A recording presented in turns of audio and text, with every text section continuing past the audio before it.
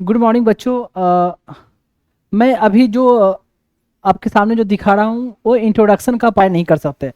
जब मैंने यहाँ पढ़ाया है तो मैंने प्रीलिम्स, मेंस, इंटरव्यू, ठीक है, प्रीलिम्स मेंस इंटरव्यू तीनों को पर्सपेक्टिव को देखते हुए मैंने कॉन्ग सेंटर कैसे है ऐसे प्रोविजन और लेजिस्लेटिव के बारे में, लेजिस्लेटिव रिलेशन दोनों के बीच में क्या है ये बता दिया। हाँ, अब देखो कुछ जो बताना चाह रहा था मैं यहाँ, जैसे ऑलरेडी डिस्कस हो चुका है कि जैसे स्टेट लिस्ट का जो सब्जेक्ट है ना, तो स्टेट तो कानून बनाती है लेकिन चाहे तो उस पर बारे में सेंटर भी बना सकती है स्टेट लिस्ट के सब्जेक्ट में भी। कब कैसे ये ऑलरेडी डिस्कस हो चुका है। कुछ चार पांच प्रोविजन है। जैसे जब प्रेसिडेंट रूल रहेगा तो ऐसे केस में स्टेट के लिस्ट के भी सब्जेक्ट पर भी कानून बना सकती है सेंटर। सेंटर मतलब पार्लियामेंट। इमरजेंसी हो वो ऐसे केस में बिल्कुल। इमरजेंसी जब इम्पोज हो तो वहाँ का जो असेंबली है डिजॉल्व नहीं होता, फंक्शनल रहता है। असेंबली चाहे तो लॉ कानून बनाए, लेकिन अगर सेंटर ने बनाया कानून स्टेट के सब्जेक्ट पर भी तो सेंटर का कानून चलेगा, सेंटर का बनाया हुआ कानून। समझ में आया। एक तो ये हुआ। फिर क्या था कि when Rajya Sabha passes A resolution, Rajya Sabha special majority के द्वारा पासेस कर किया रिजोल्यूशन कि हमें स्टेट के लिस्ट पर सब्जेक्ट पर कानून बनाने की जरूरत है 2/3 मेजोरिटी के द्वारा, तो सेंटर चाहे तो फिर सेंटर मतलब पार्लियामेंट कानून बना सकती है।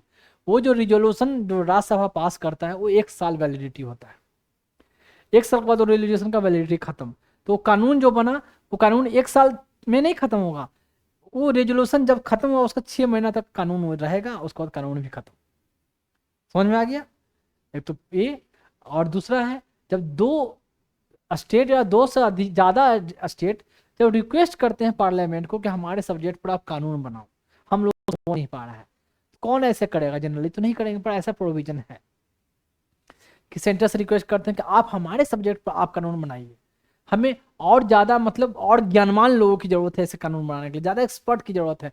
हमारे पास उतना एक्सपर्ट नहीं है, हमारे उतनी टैलेंट नहीं है, आप बनाए वो कानून। दूसरी बात, वो जब कानून बनता है ना तो चाहे तो कोई थर्ड फोर्थ स्टेट भी चाहे तो वो एक अपना रिजोल्यूशन अपने स्टेट में लाकर, अपने असेंबली में, अपने लेजिस्लेचर में लाकर वो उस कानून को अपने यहाँ भी अप्लाई कर सकती है। एक बार स्टेट ने सौंप दिया कि हमारे इस सब्जेक्ट पर आप कानून बनाइए, और उस कानून को सेंटर ने बनाया यानी पार्लियामेंट ने बनाया, उसको कुछ चेंज करना है तो स्टेट के बस में नहीं रहेगा, जिसने कानून बनाया है वही चेंज करेगा। ये हुआ।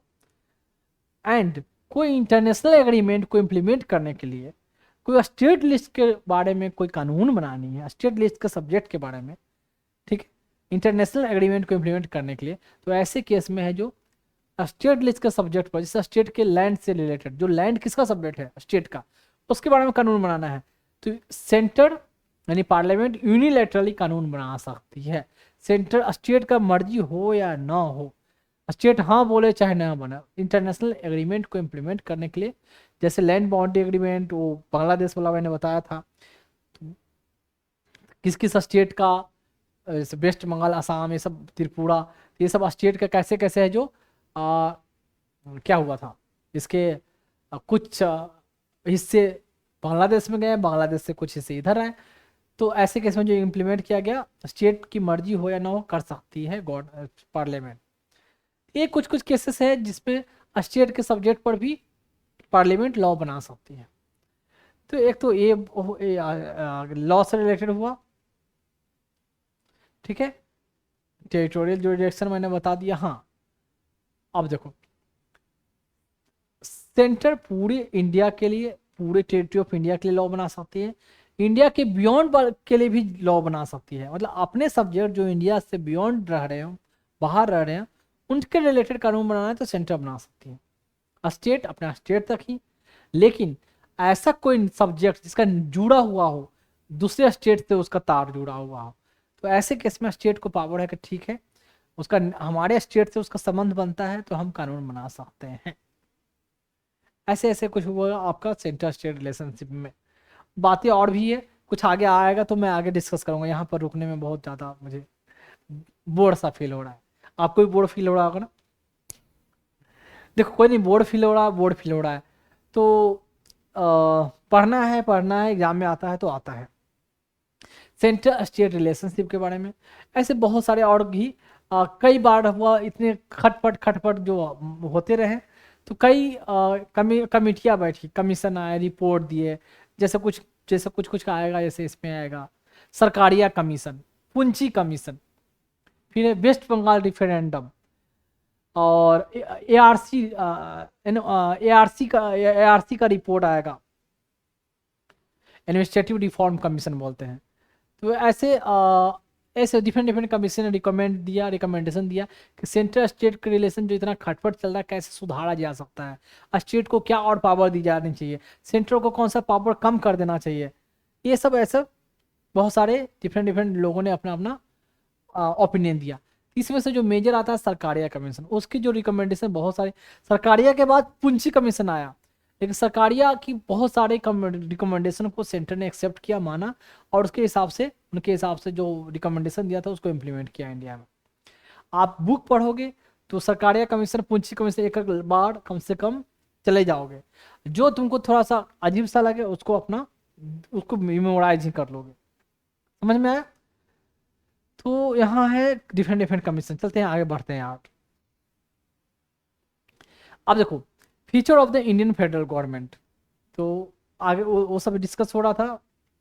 हर बार जब आता है तो पिक्चर ऐसे ही हाथ जोड़े हुए, इधर से सेंटर, इधर से state, national government, state government, ऐसे ये आएगा। देखो हाँ, फेडरल फीचर के बारे में देखा जाए तो कुछ कुछ आगे उससे रिलेटेड कुछ आएगा, तो मैं यहाँ डिस्कस करते जाऊंगा। देखो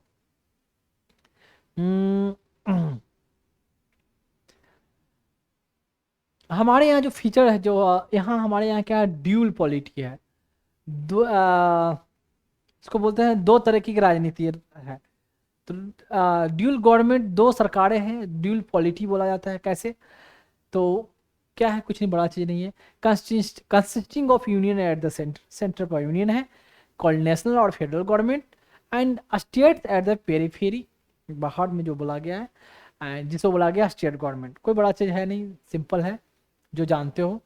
while in United State there is only one government called national government, सिर्फ नेशनल गवर्नमेंट होगी। स्टेट गवर्नमेंट जो मैंने आपको बताया था, ऑटोनॉमी दे ना दे, रीजनल गवर्नमेंट जिसको बोला गया था। यूनाइटेड गवर्नमेंट में जो पेरीफेरी पर होंगे रीजनल गवर्नमेंट, उनको कितना पावर मिलेगा ना मिलेगा वो खुद कौन डिसाइड करेगा? सेंटर। देखें, both federal and state government draw their authority from the constitution of India. जो हमारे यहाँ सब कॉन्स्टिट्यूशन में सब प्रोविजन है कि जो मैंने इतना डिस्कस किया, कॉन्स्टिट्यूशन को क्या मेंशन है, सेंटर को क्या पावर होगा, किस सब्जेक्ट में बनाएगी, स्टेट किस सब्जेक्ट में बनाएगा, किस केस में एडमिनिस्टर ये करेंगे, किस केस में सेंटर एडमिनिस्टर करेगी। समझ में आया? ठीक है। और हाँ, तो and state have no right to secede from the federation at its will, and वही है, and assign to them by the constitution. तो देखो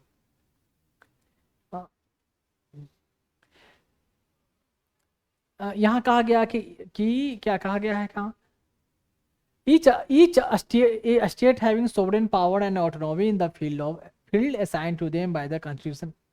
कॉन्स्टिट्यूशन के द्वारा जो उनको असाइन किया गया है, जो सौंपा गया है, जो अधिकार सौंपे गए हैं, जो ऑटोनॉमी सौंपी गई है, स्वायत्ता सौंपी गई है, तो कॉन्स्टिट्यूशन के द्वारा ऑलरेडी मेंशन करके सौंपा गया है, दिया गया है। Union government deals with matter of national importance. हर चीज़ मैंने बता दिया है, नेशनल इंपॉर्टेंस वाली मैटर, जैसे क्या जो मैंने बोला था यूनियन लिस्ट में ये सब आता है, defence, foreign affairs, currency, communication मतलब कम्युनिकेट करना, टेलीफोन हो गया।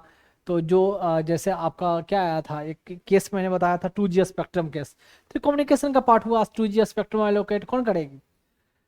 तो वो सेंटर का ही है, तो उस पर रोल है। करेंसी जो हम नोट पैसे उसकी बात कर रहे हैं, या सिक्के की बात, currency. Foreign affair, different country के साथ हमारा रिलेशन को, इस पर ये भी सब्जेक्ट आते हैं इतने। इंडिया आर्मी, जितने डिफेंस फोर्सेस हैं, बाकी जितने सेंट्रल फोर्सेस जान रहे हो, सेंट्रल फोर्सेस जो भी हो गए, BSF हो गए, आपका CISF हो गया, CRPF हो गया, और इंडो तिब्बतियन बॉर्डर पुलिस हो गया, फिर और कौन से हो गए, असम राइफल हो गए। तो और उसके अलावा आप NSG कमांडर सब जानते हो, नेशनल सिक्योरिटी गार्ड, और एंटी टेररिज्म स्क्वाड सब किसके अंदर आते हैं, सब central government. while the state government deals with matter of regional and local importance। तो रीजनल लोकल इंपॉर्टेंस जो है वहाँ रीजनल लेवल पर। हाँ, यहाँ ध्यान रखोगे पुलिस जो है किसका सब्जेक्ट है, पुलिस पब्लिक हेल्थ, मतलब पब्लिक हेल्थ लोगों का हेल्थ के बारे में।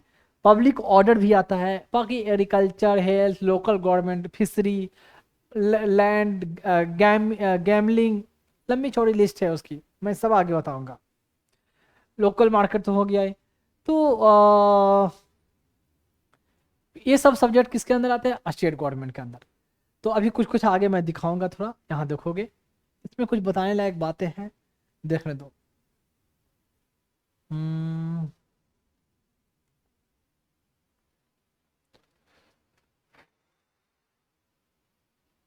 चला जाए पर यहाँ ये थोड़ा चार्ट के फॉर्म में रखा हुआ है, देखो। तो हालांकि मैं एक पीडीएफ खोल कर पूरे यूनियन लिस्ट, स्टेट लिस्ट और करंट लिस्ट में कौन कौन सब्जेक्ट है मैं रफली थोड़ा फास्ट फास्ट जाऊंगा। मैं इसलिए जाऊंगा क्योंकि एग्जाम में क्वेश्चन पूछे जाते हैं।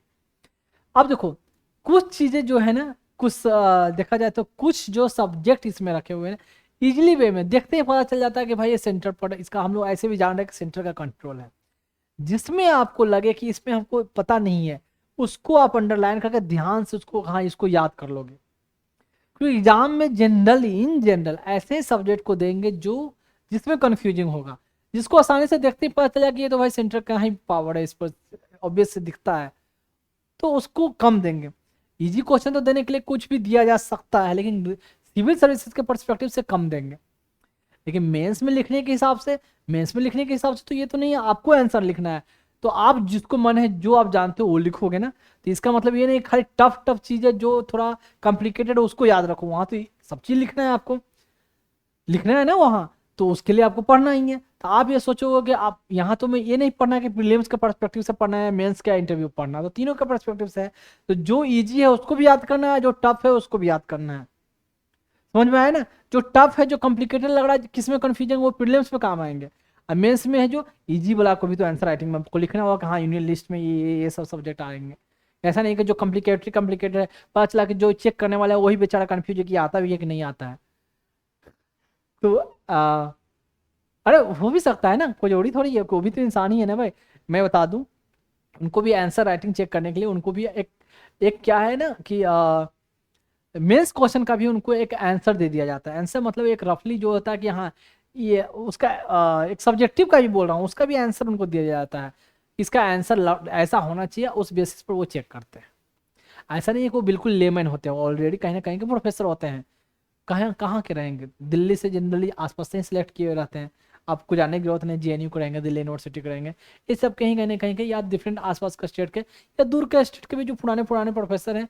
पुराने प्रोफेसर मतलब प्रोफेसर तो पुराने ही होते हैं, प्रोफेसर 50 के बाद ही वाले बनते हैं, जैसे होता है एसोसिएट, सबसे पहले बनता है एपी असिस्टेंट प्रोफेसर, फिर होते हैं एसोसिएट प्रोफेसर, फिर होते हैं एडिशनल प्रोफेसर, फिर बनते हैं प्रोफेसर। इतना करते करते होते होते तो 50-55 एज तो हो जाती है, 55 52 53 54 हो जाती है एज। तो कहाँ गया, हाँ ये इसके बारे में, डिफेंस सब्जेक्ट के बारे में बता रहा था अभी। और कहाँ जा रहा था, स्टेट गवर्नमेंट में यहाँ। तो इसलिए मैंने बोला कि हर सब्जेक्ट के बारे में कम से कम आपको जानना है। अब कुछ कुछ एग्जाम्पल यहाँ है तो चला जाए, देख लिया जाए। देखें यूनियन लिस्ट में क्या आता है, डिफेंस कोई बड़ा बात नहीं है, एटॉमिक एनर्जी, एटॉम बम बनना या यूरेनियम न्यूक्लियर डील, हर सुन रखे हो किसके अंडर आएगा, सेंटर के। फॉरेन अफेयर कोई बड़ा चीज़ नहीं है। वार पीस, लड़ाई लड़ना है नहीं लड़ना है, अब पाकिस्तान से जो अभी वार चल रहा कुछ ही दिन के लिए चला, तो ऐसे केस में दिल्ली बिहार या यूपी थोड़ी डिसाइड करेगा, सेंटर। अब है जो सीज फायर करना है, सीज कर देना है, फायर जो फायरिंग जो चल रही है उसको रोक देना है, पीस कौन, वही। बैंकिंग जो मैंने ऑलरेडी बता चुका, आरबीआई या जितने बैंकिंग है नेशनलाइज किया गया सब, उसके रिलेटेड मैंने जजमेंट में बताया था। किसका, रेलवे, रेलवे है जो पूरे सेंटर में, कोई स्टेट का रेलवे का नाम सुना कि ये रेलवे स्टेट के अंदर आता है, सेंटर का ही है।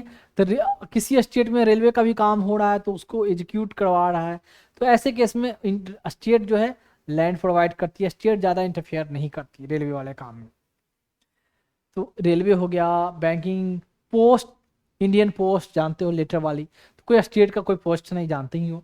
टेलीग्राफ, टेलीग्राफ क्या होता है? टेलीफोन, टेलीफोन मतलब फोन से जो बात करें हम वो आवाज कहीं और पहुंचा रहे हैं। टेलीग्राफ मतलब दूर हम अपने बातों को लिख कर पहुंचा रहे हैं, मतलब लिख कर टाइप करके वो हम उन इन्फॉर्मेशन उनके पास पहुंच रही है। जैसे मेल करना या लेटर पोस्ट, मेल हो गया, मैसेजिंग तो अब तो ऐसे हो गया। पहले तो क्या होता था, पहले होता था क्या, अब तो इंटरनेट होने से इतना, पहले एक तार होता था, तार नहीं होता था यार, फैक्स, फैक्स, हाँ अभी फैक्स चलता है। तो फैक्स टेलीग्राफ का फॉर्म आएगा। टेलीग्राफ, फैक्स में क्या होता है, यहाँ से हम टाइप करते हैं, वहाँ प्रिंट होता है, वह निकालते हैं ऐसे। फैक्स धीरे धीरे अब शायद फैक्स का इंपॉर्टेंस बहुत कमता जा रहा है अब। तो पहले था ये सब्जेक्ट ऐसे था ही। बाकी एयरवे, एयरवे, एयरवे जो देख रहे हो, हवाई जहाजी चल रही है, जहाँ पोर्ट बन रहा है, पोर्ट मतलब एयरपोर्ट, तो किसके अंदर है? सेंटर का। कोई स्टेट का कोई सुना है कि स्टेट की वो एयरपोर्ट है वहाँ? नहीं। पोर्ट, पोर्ट में देखो मेजर बड़े बड़े पोर्ट आते हैं सेंटर के, अब बाकी छोटे छोटे कुछ पोर्ट आते हैं वो स्टेट के अंदर आते हैं। फॉरेन के साथ जो ट्रेड करना है, तो किस स्टेट के साथ हम ट्रेड, हमारा क्या हर बार होता है ना कि क्या होता है, फॉरेन ट्रेड एग्रीमेंट, एफटीए। अभी चल रहा था किसके साथ, यूके के साथ जो बातें चल रही थी उसके साथ, या अमेरिका के साथ टैरिफ कितना कम होगा, ज़्यादा होगा, हम टैरिफ कम कर देंगे। डोनाल्ड ट्रम्प उधर से चेतावनी देता है कि तुम बहुत टैरिफ लगाते हो, टैरिफ मतलब टैक्स, एक्सपोर्ट इंपोर्ट पर, कहने का मतलब ये हुआ। मतलब तो ये कौन कर रहे, इस पर कंट्रोल है सेंटर का। करेंसी एंड क्वाइनेज, नोट छापना, तो इस पर कोई स्टेट थोड़ी छापती है, तो सेंटर का है। तो एक तो ये हुआ यूनियन का सब्जेक्ट। अब देखो स्टेट का सब्जेक्ट, इंक्लूड सब्जेक्ट कौन सा, एग्रीकल्चर, एग्रीकल्चर मतलब खेती बाड़ी हो। पुलिस, तो मैंने बोला था ना कि पब्लिक ऑर्डर मेंटेन करना, तो वो भी स्टेट का सब्जेक्ट। जेल, प्रिजन, प्रिजन स्टेट सब्जेक्ट है। And local government, panchayat raj, panchayati raj, municipality, ये आता है किसका, local government.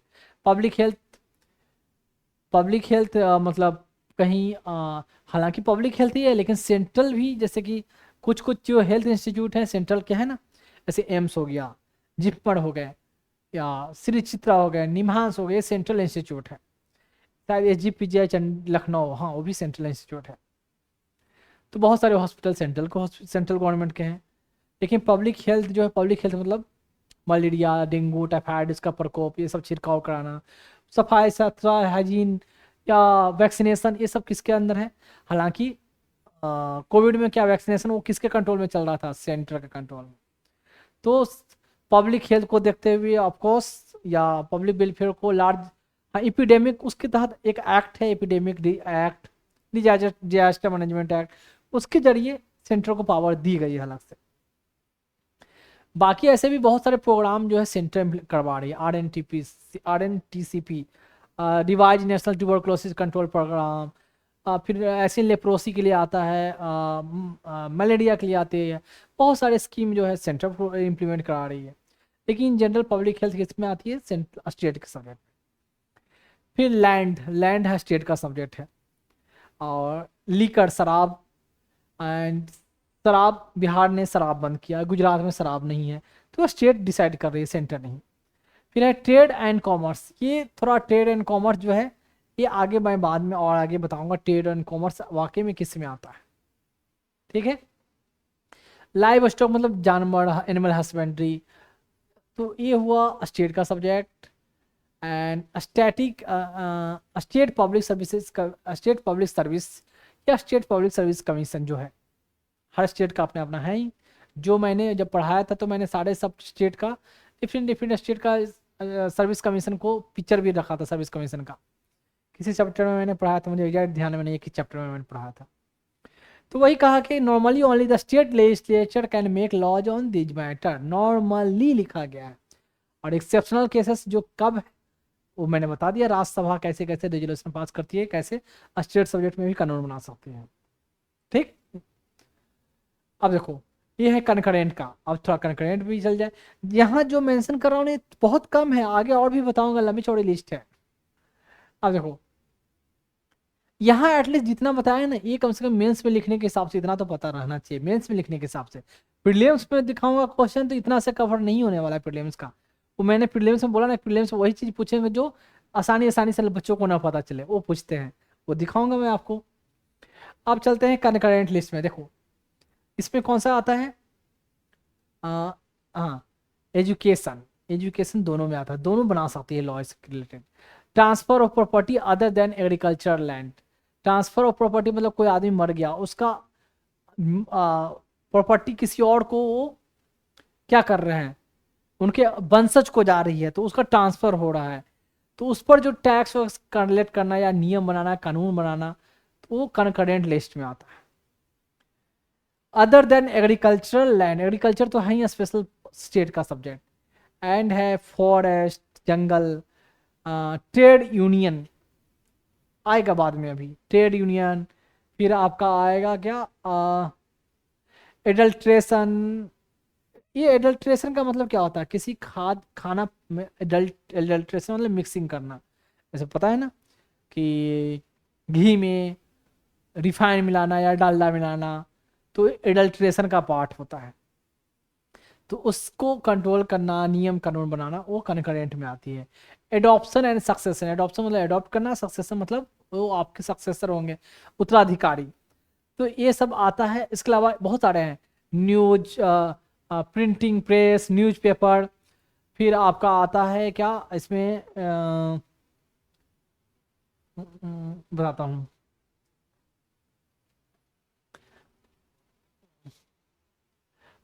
Establishment of court other than supreme court and high court, तो वो भी आता है आपका कनकरेंट लिस्ट में आता है।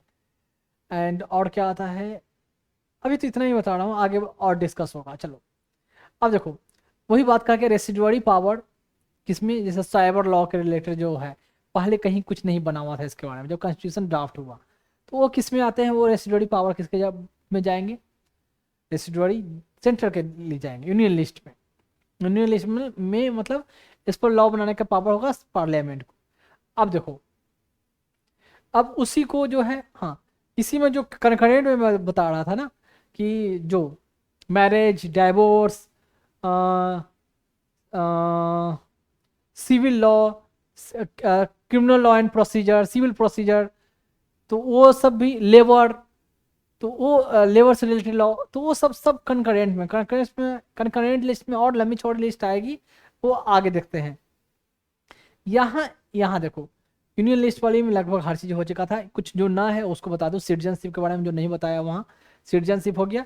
एक्स्ट्राडिशन मतलब हर बार एक्स्ट्राडिशन होता है ना, कि वहाँ से दूसरे देश से हम उस पर्सन को यहाँ लाएंगे, जो हमारे से यहाँ का क्रिमिनल भाग गया, यहाँ पैसे का बैंक से पैसे लेकर लोन नहीं चुकाया, विदेश में भाग गया, तो उनको देश वापस लाना, एक्स्ट्राडिट करना, एक्स्ट्राडिट करना, एक्स्ट्राडिशन बोलते हैं।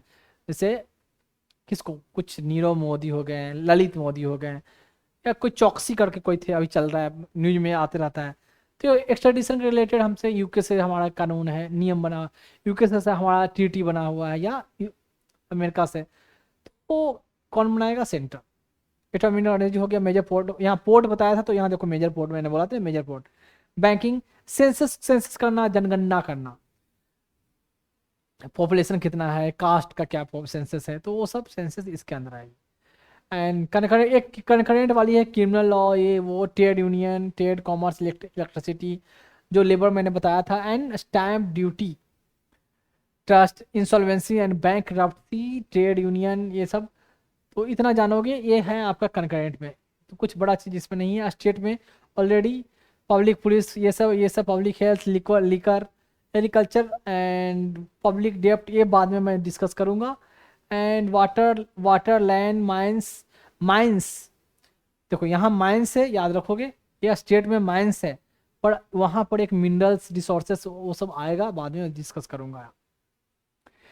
इंटरटेनमेंट, एम्यूजमेंट, ये सब आ गया, ये आएगा आपका स्टेट लिस्ट में। अब देखो करेंट लिस्ट में, ये इंपॉर्टेंट है जानने की, यहाँ पता नहीं कैसे कट गया, रखा हुआ था तो फुल कट गया कैसे। ये 42nd अमेंडमेंट एग्जाम में क्वेश्चन पूछा जाता है कि जब अमेंडमेंट हुआ तो कुछ सब्जेक्ट जो स्टेट में थी उसको कनकरेंट में लाया गया। देखिए, population and family control, education, forest, फिर एडमिनिस्ट्रेशन ऑफ जस्टिस, जस्टिस मतलब वही other than supreme court and high court, and weight and measure, तो एक होता है establishment of establishment of standard of weight and measure. तो स्टैंडर्ड की बात करें, establishment of standard of weight and measure, वो आता है union subject. Establishment of standard of weight and measure, and सिर्फ वेट एंड मीजर इसको देखा जाए तो ये कनकरेंट में आता है। ऐसे इतना ऐसे कंफ्यूजिंग है, ऐसी कंफ्यूजिंग को तो एग्जाम में पूछते हैं। वो क्या होता है मैं आगे बाद में बताऊंगा। देखें, समझ में आया।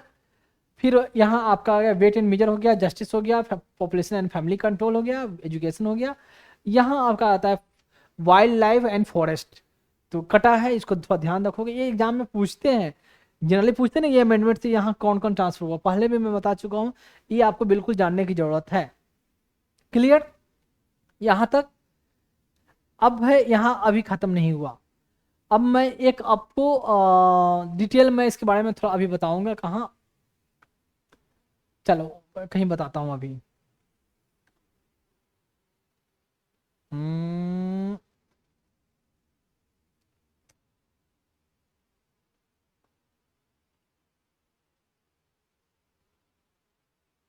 देखे जी, ये पीडीएफ पूरा है जो जिसमें यूनियन लिस्ट, स्टेट लिस्ट, ये सब सब्जेक्ट का मेंशन है। तो देखें, सेवन शेड्यूल में पूरा है ना union list, state list seven schedule में। 8th शेड्यूल लैंग्वेज वाली है। 9th शेड्यूल क्या है, इसमें 9th शेड्यूल का हमेशा डिस्कशन होता था, बहुत सारे स्टेट के लैंड रिफॉर्म्स और related act. 10th schedule anti defection law. 11th schedule panchayat, and 12th schedule municipality से।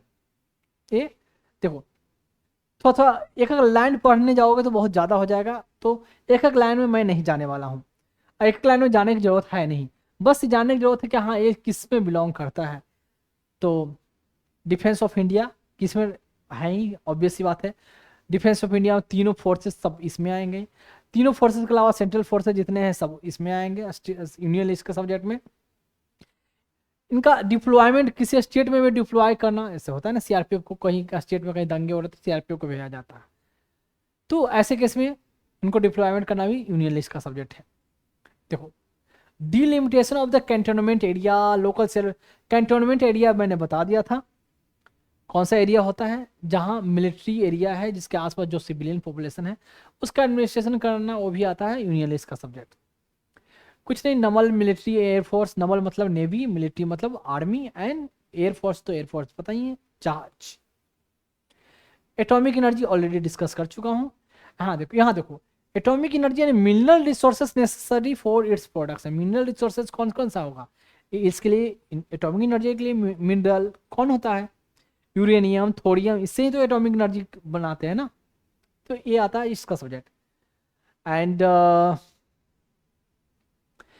कुछ industry declared to be necessary for the purpose of defence के लिए, एंड फॉर कुछ नहीं यार, ये तो ऐसे देख के भी आप बता सकते हो कि यहाँ किस में आएगा।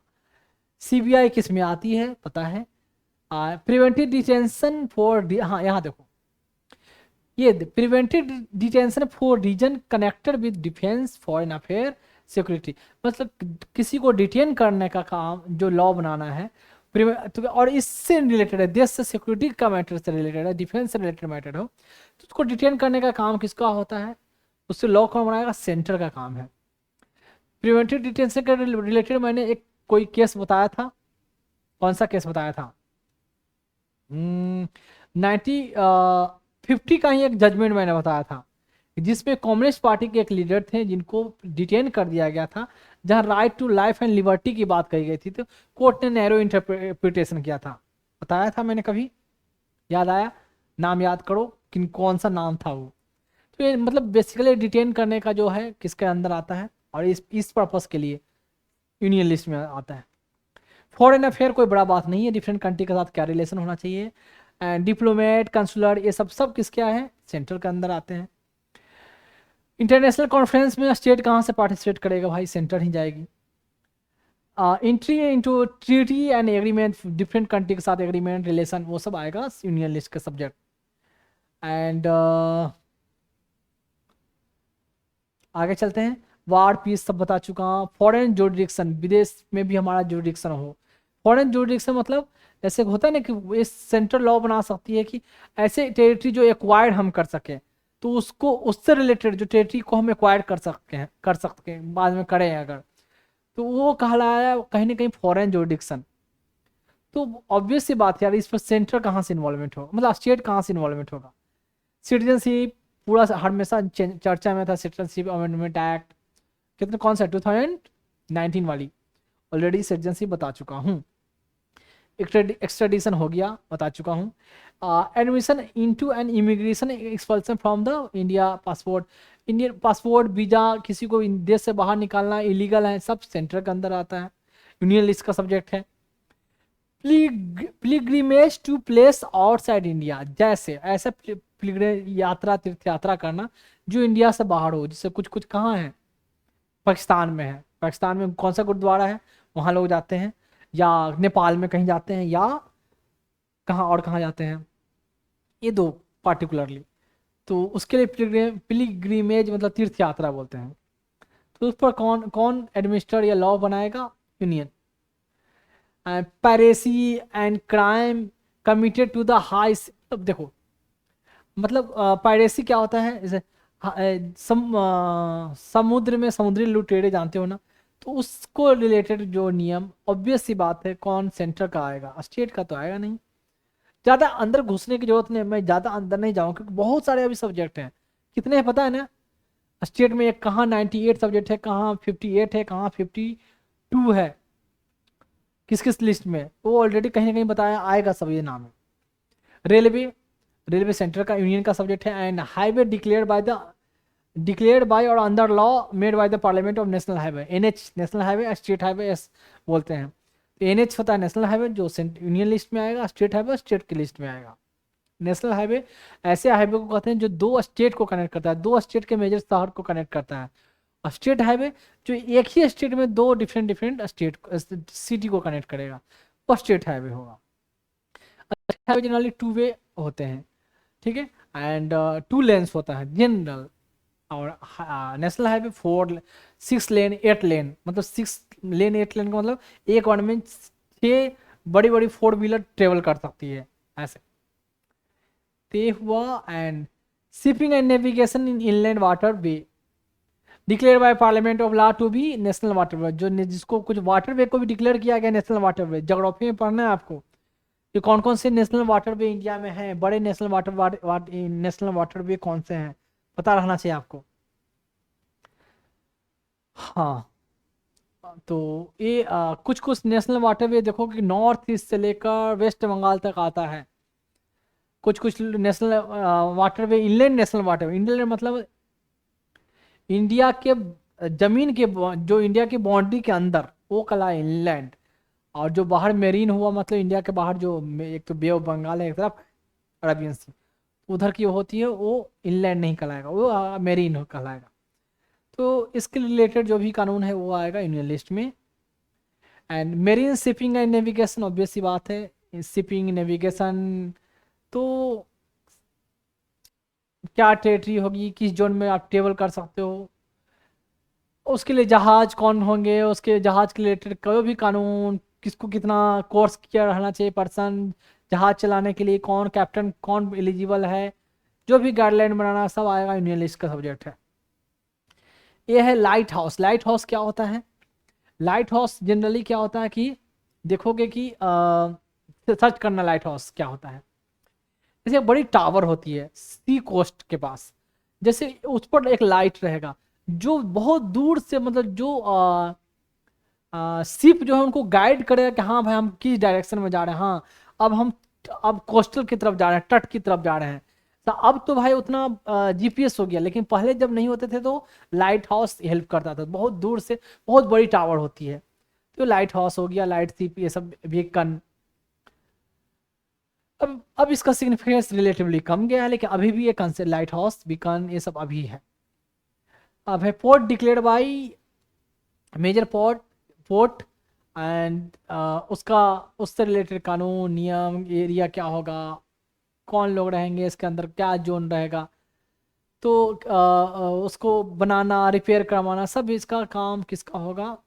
अभी एक पोर्ट का कहाँ नरेंद्र मोदी कहाँ गए, केरला में एक बड़े मेजर पोर्ट का वहाँ उद्घाटन किया, देखा होगा ना न्यूज में आया होगा। And port quarantine including hospital, मतलब पोर्ट क्वारंटाइन मतलब वहाँ पर लोग बाहर से लोग आ रहे हैं उनको क्वारंटाइन करके रखना, अभी साथ में वहाँ के आसपास का हॉस्पिटल ये सब। तो जो सीमेन मतलब जो जहाज पर जो लोग काम कर रहे हैं या जहाज चला रहे हैं वो सब वो लोग कराते हैं सीमेन। ये सब आते हैं किसके अंडर, यूनियन लिस्ट में आते हैं। ज़्यादा बड़े बड़े अंदर अंदर नहीं जा रहा हूँ मैं, और कुछ जानने की जरूरत ही नहीं, इतना रफली इतना बड़ा बहुत सारे सब्जेक्ट हैं। फिर आपका क्या आ गया, एयरवे, एक मिनट, हाँ, airway, aircraft, air navigation, aerodrome regulation. Aerodrome कहने का मतलब जहाँ जहाँ जहाँ से जहाज टेक ऑफ करता है। ऐसे तो एयरपोर्ट हो गया, लेकिन एयरपोर्ट तो बड़े लेवल पर हो गया, छोटे लेवल पर हो गया उसको एयरड्रोम बोलते हैं। एयरड्रोम, एयरड्रोम कभी मैंने बचपन में कहाँ सुना था, बचपन में मैं क्या खेला करता था, एक होता है बहुत सारे लोग जानते होंगे, एक गेम होता था व्यापारी बोलते थे, उसमें टाटा एरोड्रोम। क्या होता है कि कैसे मैं समझाऊं, आप पता नहीं अब होता है या नहीं होता है, कि पैसे होती है, नकली नोट होती है, चार लोग खेलने वाले रहते हैं, तो लिडो की तरह चला जाता है, डिफरेंट डिफरेंट कॉलम में अपना गोटी बढ़ेगी, उसको खरीदोगे, ऐसे ऐसे कुछ होता है, व्यापारी बोला जाता था हिंदी में। पता नहीं आप लोग खेलते हैं या नहीं करते, तो उसमें ये नाम आता था बचपन में, मतलब जब 5 साल 6 साल 7 साल का था तो मैं ये सुना करता था एरोड्राम। अब देखो, carriage of passenger and goods by railway, railway तो इसके अंदर है, तो पैसेंजर गुड्स सामान माल ये सब सब पैसे टैक्स लेना सब किसके अंदर आएगा, सेंट्रल गवर्नमेंट के अंदर, यूनियन के अंदर। एंड पोस्ट टेलीग्राफ ऑलरेडी बता चुका हूँ, वायरलेस ब्रॉडकास्ट कोई बड़ा चीज़ है नहीं। And property of the union and revenue there from, but I regard property situated in state. देखो A32 कहाँ गया, हाँ, एक चीज मैं बता दूं, कोई भी प्रॉपर्टी, सेंट्रल प्रॉपर्टी अगर किसी स्टेट में सेंटर का प्रॉपर्टी है तो उस पर टैक्स जो है ना कोई स्टेट नहीं ले सकता है। सेंटर की प्रॉपर्टी पर कोई स्टेट टैक्स नहीं ले सकता, किसी टाइप का टैक्स। अब मैं बता दूं, यूमिन है, इम्यूनिटी प्रोवाइड की गई है, लेकिन कोई सेंटर का कोई कॉरपोरेशन है जिससे इनकम सेंटर को जनरेट हो रहा है तो उस पर स्टेट टैक्स लेगी। उसी हिसाब से स्टेट का कोई प्रॉपर्टी है तो सेंटर का कानून के हिसाब से सेंटर है जो उस पर टैक्स नहीं लेगा, लेकिन स्टेट का कोई कॉरपोरेशन है, स्टेट को किसी चीज़ से इनकम जनरेट हो रहा है तो सेंटर के नियम के हिसाब से अगर टैक्स बनता है तो सेंटर उस पर टैक्स लेगी। ऐसे ऐसे एडमिनिस्ट्रेटिव रिलेशनशिप में चलता है इन दोनों का। और क्या है कि हाँ, कोई इलेक्ट्रिसिटी जैसे कि सेंट्रल इलेक्ट्रिसिटी कंज्यूम कर रही है, जैसे कि रेलवे हो गया या डिफेंस, कहीं डिफेंस फोर्सेस हो गई, तो इलेक्ट्रिसिटी में जो बिल आएगा तो होगा लेगी, लिया जाएगा, लेकिन जो स्टेट इलेक्ट्रिसिटी किसका है, कंकरेंट लिस्ट में टैक्स जो कलेक्ट करने का पावर है स्टेट को, तो टैक्स जो है ना स्टेट टैक्स उस पर नहीं लिएगा, तो चार्ज जो बनेगा वो तो कलेक्ट होगा लेकिन टैक्स नहीं लिया जाएगा इलेक्ट्रिसिटी पर। लेकिन अगर वो इलेक्ट्रिसिटी यूज हो रहा है कि इंटरस्टेट रिवर के लिए, रिवर वैली के लिए, ठीक है, या पानी स्टोर करके टैक्स इलेक्ट्रिसिटी प्रोड्यूस किया जा रहा है, सेंट्रल प्रोजेक्ट ही हो, तो ऐसे केस में उस इलेक्ट्रिसिटी वाले पर स्टेट क्या करेगी, टैक्स लगा सकती है, लगाएगी। समझ में आया, मतलब मतलब जैसे सीबीआई का कहीं ऑफिस है, आईबी का ऑफिस है, वो इलेक्ट्रिसिटी कंज्यूम कर रही है, तो ऐसे केस में इलेक्ट्रिसिटी पर बिल आएगा लेकिन स्टेट का जो टैक्स बनता है वो टैक्स स्टेट नहीं लेगी।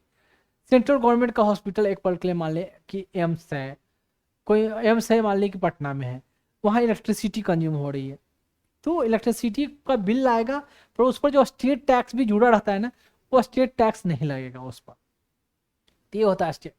अब यहाँ क्या है, property of the union and revenue there from, but क्या लिखा है, but as regard property situated in the state subject to legislation by the state save in so far as parliament by law, मतलब वही इतना इतना complicated लिखा हुआ है ना। तो सेंटर का यूनियन का प्रॉपर्टी है, किसी स्टेट में है, तो उस पर कानून बनाना वो तो उनका है, तो उनका है। एंड रेवेन्यू, उस पर जो रेवेन्यू उसका जो आ रहा है, पैसे जो आ रहे हैं, जो उससे जनरेट हो रहा है, वो सेंटर का होगा।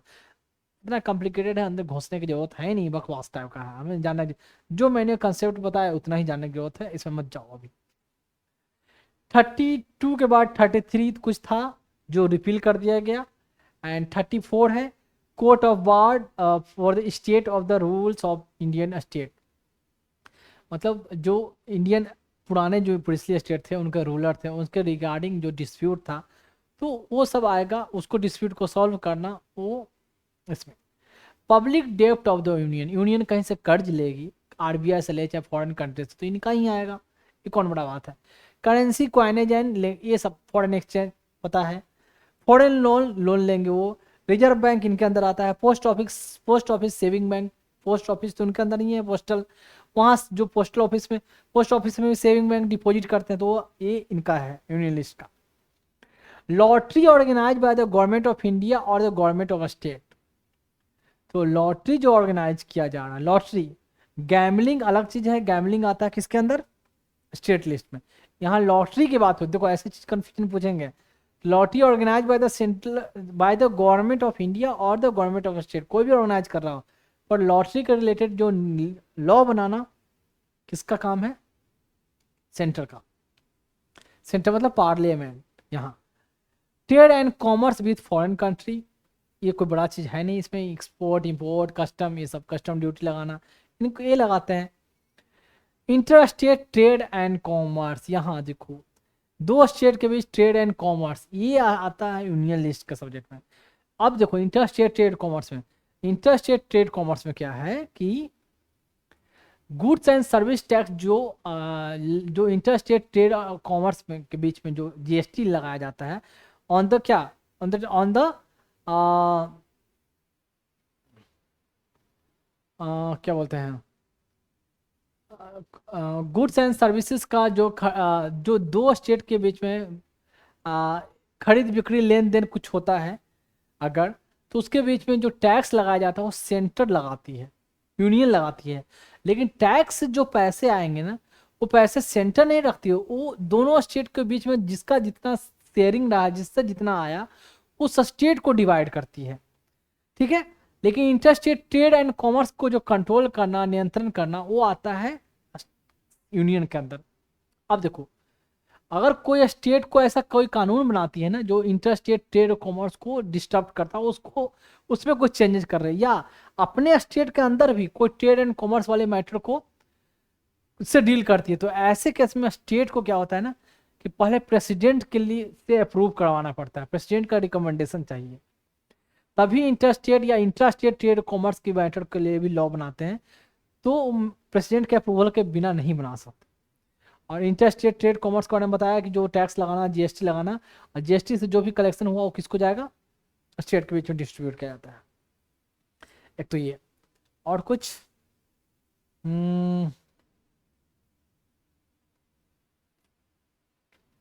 एक तो ये, एक मैं कुछ और बताना चाह रहा था, आर्टिकल 269 का कुछ पार्ट बताना चाह रहा था, इंटर स्टेट ट्रेड कॉमर्स में ही है कि बता, एक minute,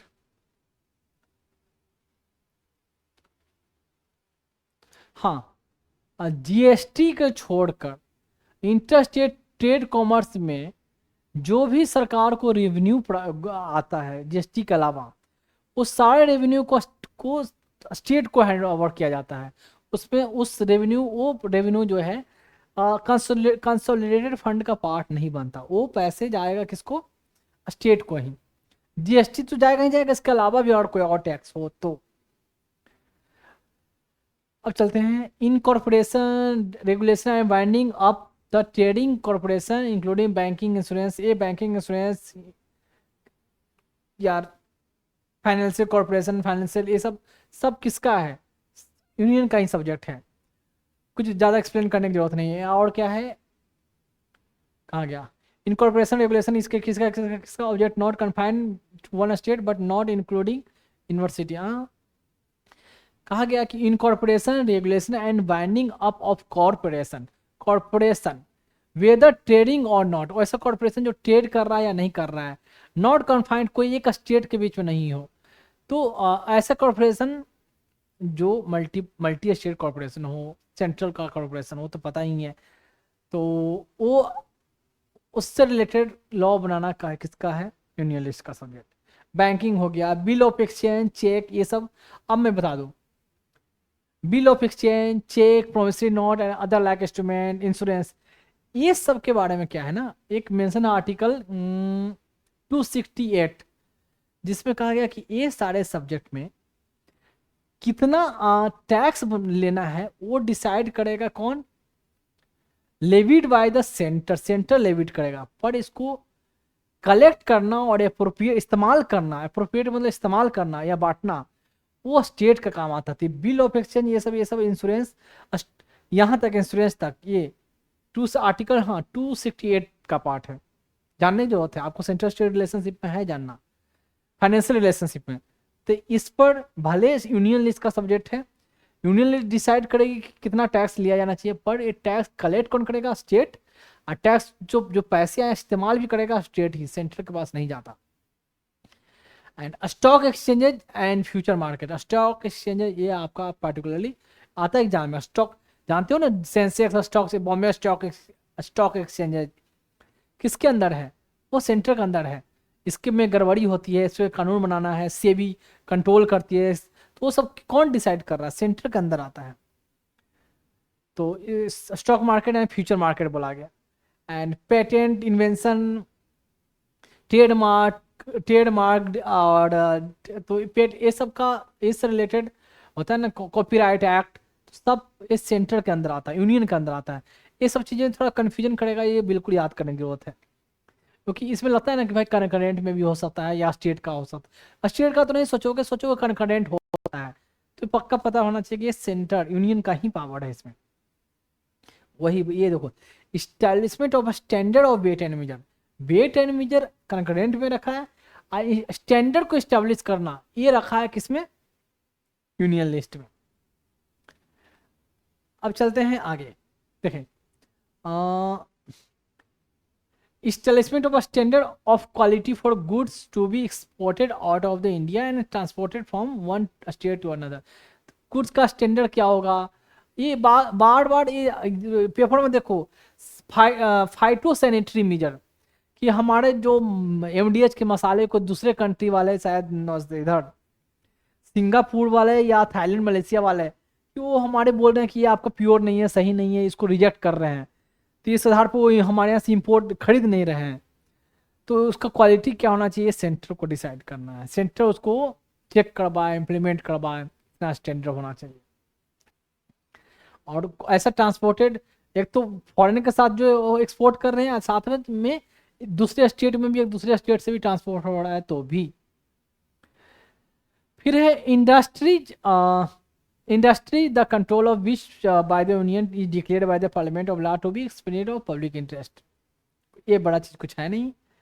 and regulation and development of oil field, तो ONGC जानते हो, इंडियन ऑयल कॉरपोरेशन, और ये ऑयल फील्ड का, मिनरल ऑयल रिसोर्सेस, ये सब पेट्रोलियम प्रोडक्ट किसके अंदर, ये यूनियन लेवल का सब्जेक्ट है, यूनियन में आता है।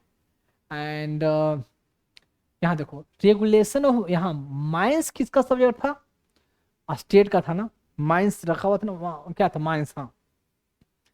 Regulation of mines and mineral development to the extent to be such regulation and development under the control of the union is declared by parliament by law to be explained in public interest. यहाँ देखो normally mines को रखा ये, लेकिन इसको regulate करना, regulation of mines and mineral development to the extent to which such regulation and development under the control of union is declared by parliament के द्वारा क्या डिक्लेयर किया गया, declared by parliament by law to be expedient in the public interest को देखते हुए। तो बड़े लेवल पर माइंस का रेगुलेट करना, कानून नियम बनाना, वो आएगा सेंटर इस पर कानून बनाती है इस पर। और एक तो एक्सपेडिएंट इन द पब्लिक इंटरेस्ट को देखते हुए उसके नज़र में, तो स्टेट का जब आएगा मैं माइंस, तो मैं तुम आपको बताऊंगा कि दोनों में क्या डिफरेंस है यहाँ वाले में और सिर्फ स्टेट में जो माइन रखा है। मैं दोबारा चर्चा करूंगा इसके बारे में, अभी नहीं। Regulation of labour and safety in mines, वो factories act, mines act, labour law, labour code बहुत सारे बने हुए हैं। तो माइंस एंड ऑयल फील्ड, तो उसके लिए क्या है, वो ऑब्वियस सी बात है सेंटर का सब्जेक्ट है, यूनियन का सब्जेक्ट है। And interstate river and river valley, already मैं बता चुका हूँ कि interstate river and river valley का डिस्प्यूट, इसके लिए रिवर बोर्ड एक्ट है, इंटरस्टेट रिवर वाटर एक्ट बना हुआ 1969 का। हाँ, तो कैसे डिस्प्यूट को सॉल्व करने के लिए कौन सा ट्राइब्यूनल इस्टेब्लिशमेंट होना चाहिए। साथ साथ ये पार्लियामेंट को पावर दिया गया है कि ये ऑथराइज कर सकते हैं कि ये जो ट्राइब्यूनल जो इस्टेब्लिश करेगा, जो भी जजमेंट देगी उसको फर्दर चैलेंज नहीं किया जा सकता, मतलब उसको फर्दर रिव्यू नहीं होगा, फर्दर उसको अपील नहीं किया जा सकता। यहाँ की सुप्रीम कोर्ट को भी जुरिडिक्शन नहीं होगा, ऐसे पावर है। लेकिन सुप्रीम कोर्ट क्या बोलेगी, क्या article 136 special leave to petition, supreme court चाहे तो किसी भी पिटिशन को सुन सकती है, भले कॉन्स्टिट्यूशन में मेंशन है कि ये ट्राइब्यूनल को जजमेंट को फर्दर चैलेंज नहीं किया जा सकता, फिर भी आर्टिकल 136 स्पेशल लीव पिटिशन के द्वारा सुप्रीम कोर्ट किसी मैटर को सुन सकती है। तो इसलिए तो कई बार ट्राइब्यूनल बने हुए हैं, उनके जजमेंट से लोग खुश नहीं हुए स्टेट, तो फर्दर उसको सुप्रीम कोर्ट में चैलेंज किया। चैलेंज किस ग्राउंड पे किया, क्या एसएलपी डालकर, स्पेशल लीव पिटिशन। कॉन्स्टिट्यूशन में मेंशन है कि पार्लियामेंट ये बना सकती है कि इसको फर्दर चैलेंज नहीं कर सकता है, ये जो जजमेंट देगी tribunal beyond the judicial review of the supreme court.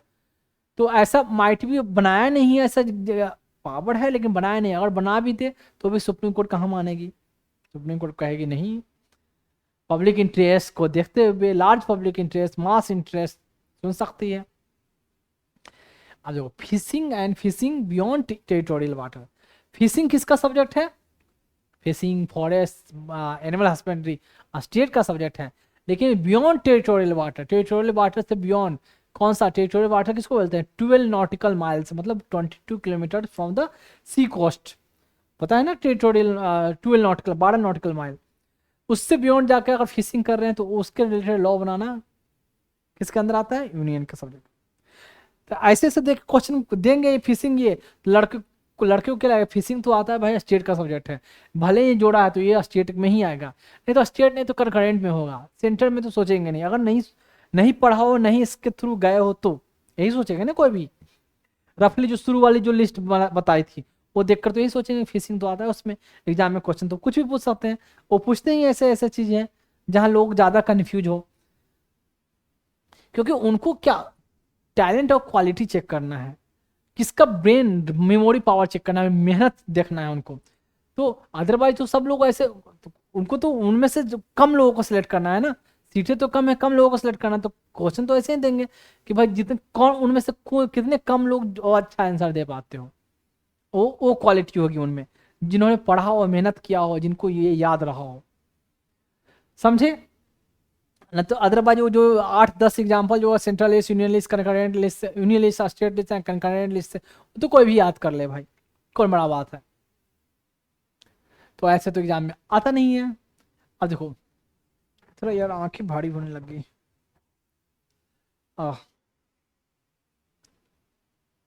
अब है manufacture, supply, distribution of salt bye the union agency regulation, ये वो नमक, नमक किसका सब्जेक्ट है, इनका। नमक से लेकर क्या, सॉल्ट सत्याग्रह महात्मा गांधी का, किस लिए किया था कि क्या मैं फिर से बोलूँ यार, साल्ट लोगों की बेसिक नीड है, हर लोगों के पास पहुंचनी चाहिए, उस पर कोई टैक्स नहीं लगाया जाना चाहिए, तो उस पर साल्ट सत्याग्रह हुआ था, देख लो ये। And cultivation, manufacture and sale for export of opium, opium, opium normally opium से बहुत सारे प्रोडक्ट बनते हैं, मेडिकल इंपॉर्टेंस है, जैसे मॉर्फिन ओपियम का ही प्रोडक्ट है, मॉर्फिन पेन किलर, पहले तो बहुत ज़्यादा इस्तेमाल होता था, अब रिलेटिवली कम। मायोकार्डियल इन्फेक्शन हो तो ओपियम पेन किलर, कोई भी यहाँ जब किसी को हार्ट अटैक आए ना, तो ऐसे केस में इतना पेन होता है ना, इस केस में ये सब काम नहीं करता, ये डाइक्लोफिनेक, एसिटामिनोफेन, टेमोडोल, पैरासीटामोल तो छोड़ ही दो। बाकी और क्या होगा, बाकी पेन किलर ऐसे होता है कि नेप्रोक्सेन, इटोरिकॉक्सिब, सेलिकॉक्सिब, ऐसे पेन किलर कुछ कुछ एग्जाम्पल है। और कुछ बचा। हाँ, बेसिकली ये सब कोई भी नॉर्मल पेन किलर हुआ तो ये सब पेन किलर काम नहीं करता, उस केस में मॉर्फिन काम करता। ओपियम से भी जितने आप देख रहे हो ना, चरस, गांजा, चरस, हसीस, सब ओपियम का ही कहीं ना कहीं प्रोडक्ट है। उस कोई लिप से बनते हैं, कोई फूल से बनते हैं, कोई फूल के आगे वाले पार्ट से बनते हैं, ऐसे ऐसे है। तो उस पर जो कल्टीवेशन कहाँ होना चाहिए, मैन्युफैक्चर क्या होना चाहिए, तब कानून कौन, central union. And sanction of cinematograph bill for execution. तो एग्जीबिशन के लिए तो बार बार देखते हो ना कि फिल्म पर सेंसर लगा दिया गया, सेंसर बोर्ड, तो वो सब किसके अंदर आता है, उसमें भी कैटेगराइजेशन किया गया है। करंट अफेयर में कहीं पढ़ोगे A+, AB+, B+, C+, ऐसे ऐसे कुछ करके कैटेगराइजेशन है, एग्जैक्टली मुझे ध्यान में नहीं आ रहा है। हाँ, ऐसा कुछ है।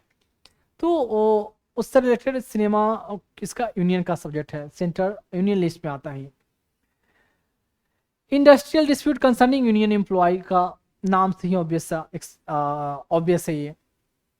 फिर आता है आपका institution known at the commencement of the constitution, जैसे national library, Indian museum, imperial war museum, Victoria memorial कहाँ है, कोलकाता में, इंडियन वार मेमोरियल। तो ये सब नाम ऑब्वियस सी बात है, इस कोई बड़ा चीज़ नहीं है एटलीस्ट। हाँ, ये यूनियन का सब्जेक्ट है, अंदर और नहीं जाऊँगा मैं, इतना आते थे। एंड इंस्टीट्यूशन लाइक ये सब सेंट्रल यूनिवर्सिटी हैं, जैसे देख लो, जानते होगे, BHU, अलीगढ़ मुस्लिम यूनिवर्सिटी, दिल्ली यूनिवर्सिटी, आपका GNU Jawaharlal Nehru university, Pondicherry university, ये सब आपका आएंगे यूनियन लिस्ट के सब्जेक्ट हैं। बाकी और जितने IIM कॉलेज हैं वो सब भी आते हैं, यूनियन लिस्ट में ही आते हैं। एंड यहाँ mention article 371, university establish in परस्यूएंस of article 371। देखो, आर्टिकल 371 सॉरी ई किससे रिलेटेड है, 371D and E Andhra Pradesh and Telangana, बताया था। D दोनों के लिए है एंड E सिर्फ आंध्रा के लिए है। इसमें यूनिवर्सिटी के एस्टेब्लिशमेंट के रिलेटिव बात की गई है, वहाँ सेंट्रल यूनिवर्सिटी एस्टेब्लिश किया जाएगा उस स्टेट में। याद आया, कुछ डिस्कस हो चुका है ऑलरेडी। तो ये रहा, और सेंट्रल यूनिवर्सिटी एस्टेब्लिशमेंट की ही बात कहा गया था वहाँ। तो इसमें जो कुछ बड़ा बात है नहीं, यहाँ आपको लग रहा होगा बड़ा बात, ऑलरेडी वहाँ डिस्कस किया था, वहाँ स्टेट यूनिवर्सिटी की बात नहीं थी, उस स्टेट में सेंट्रल यूनिवर्सिटी एस्टेब्लिशमेंट की बात, क्योंकि वहाँ के लोगों को एजुकेशन के लिए, एजुकेशन का स्टैंडर्ड बढ़ाने के लिए। तो नाम ऑलरेडी पता चल गया होगा, तभी आप खोल कर देख रहे हो। तो ये यूट्यूब पर चैनल इस नाम से है, और मेरी जहाँ भी लोगो होगी, हमारा तिरंगा वो होगा। फेसबुक पे, ट्विटर पे, जिसको X बोलते हैं, या यूट्यूब पे, या इंस्टाग्राम, वेरीवर। तो इसकी जो आईडी होगी इस नाम से देख सकते हैं, ऐसे इसे सर्च कर सकते हैं। क्या है, @Dr.Vikas IAS, ठीक। एंड नेक्स्ट चलते हैं, और जैसे सब लोग बोलते हैं, या एज यू विश, जैसे फॉलो करो, क्या बोला जाता है, like, subscribe and follow, something something like that, तो योर विश। अगर अच्छा लगे तो ही करेंगे, अगर बेनिफिट हो रहा है तो ही करेंगे, कोई कंपलसरी, कोई दबाव ऐसा नहीं है, ठीक है। खुद अगर लगा कि हाँ हमने समथिंग डिफरेंट अचीव किया, कुछ मुझे अच्छा मिला, देन ओनली, कोई कंपलसरी नहीं है। और जो मैंने कोशिश की है बेस्ट से बेस्ट देने की, मैंने अपने बच्चों के लिए कोशिश की है। और ये इंस्टाग्राम का है, तो इंस्टाग्राम का ये लोगो, जैसे यहाँ यूट्यूब का लोगो था, ये इंस्टाग्राम का लोगो है। और जो हमारी जो आईडी है, ये पता नहीं है, थोड़ा आगे पीछे हो गया है, इसमें एक साथ होनी चाहिए था, पता नहीं, मैं स्लाइड में करता हूँ तो ये आगे पीछे हो जाता है, मैंने पहले भी बताया है। तो एक साथ में ही होगी, Dr.Dr. Vikas_IAS। तो ये रहेगा आपका इंस्टाग्राम पर। हालांकि यूट्यूब, इंस्टाग्राम जितने भी हैं सब लिंक किया हुआ है, तो एक से जाकर दूसरी जगह आप जा सकते हो। तो थोड़ा सा इसकी एक जगह कर लेंगे, ये अपन अप डाउन हो गया है। लैपटॉप में तो नॉर्मल दिखता है स्लाइड में, पर इसमें करने के बाद यहाँ ऐसे आ जाता है डिजिटल बोर्ड पे। ये है ट्विटर, जिसको अब X बोलते हैं, पहले ओल्ड ये था ट्विटर, एंड अब हो गया है X। तो X में जो हमारी अकाउंट है, ऐसे फॉर्मेट जो आपको दिखेगी इस तरीके से दिखेगा। और जो जो आईडी जो होता है @dr_vikas_ias, तो इस नाम से आएगा ऐसे। एंड नेक्स्ट है फेसबुक पे। तो फेसबुक पे इस नाम से फेसबुक का लोगो एंड जो चैनल रहेगा उस पर ऐसे आएगी, और आई थिंक सिंपल ये डालने से ही शायद ओपन हो जाए या आपको सामने विजिबल होगा, तो ये आप देख सकते हो। ठीक है, में पता नहीं। ये है बार कोड।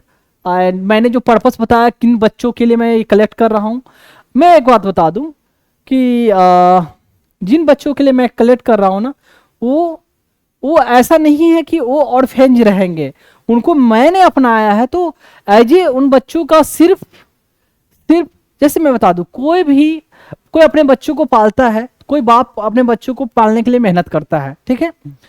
तो बस बेसिकली वही है कि मैं उन बच्चों को अपने पालने के लिए मैं ये मेहनत कर रहा हूँ।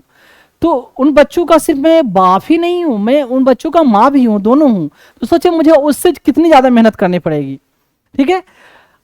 मैं क्लियरली कर दूं कि मैं कोई एनजीओ नहीं चला रहा हूँ, कि एनजीओ अगर चलाऊंगा तो पर्पस तो वही हो गया, बात तो वही होगी कि बच्चे ऑलरेडी तो कोई अनाथालय वो एनजीओ कोई चला रही है, तो वहां से लाके मैंने फिर से यहाँ अनाथालय में झोंक दिया। तो ये कोई एनजीओ नहीं है, ये मेरे बच्चे होंगे, तो इसलिए उनके लिए मैं लोगों से डोनेशन नहीं मांग रहा हूँ। मैं जिनसे भी मांग रहा हूँ एज फी मांग रहा हूँ, एज गुरु दक्षिणा बोले वो मांग रहा हूँ, ना कि डोनेशन की बात मैंने की है। तो मैं अपने बच्चों के लिए एज बाप की तरह, एज बाप है नहीं, सिर्फ बाप एंड माँ दोनों की तरह मैं उनके लिए मेहनत कर रहा हूँ, ठीक है, उनके नरिशमेंट के लिए, और उनके लिए मैं फंड रेज कर रहा हूँ, पैसे कलेक्ट कर रहा हूँ। तो ये पर्पस है, ना कि है कि डोनेशन मांगना या चंदा मांगना उन बच्चों के लिए, बिल्कुल नहीं। तो ये क्यूआर कोड है, गूगल पे का है, शायद आपको दिख जाए, स्कैन हो जाएगी वीडियो से, नहीं होती है तो फिर कोई बात नहीं, नीचे यूजर कुछ यूपीआई आईडी मैंने ऐसे मेंशन कर दिया है, ये योर विश, ये है यूपीआई आईडी एंड थोड़ा बड़ा अकाउंट नंबर एंड आईएफएससी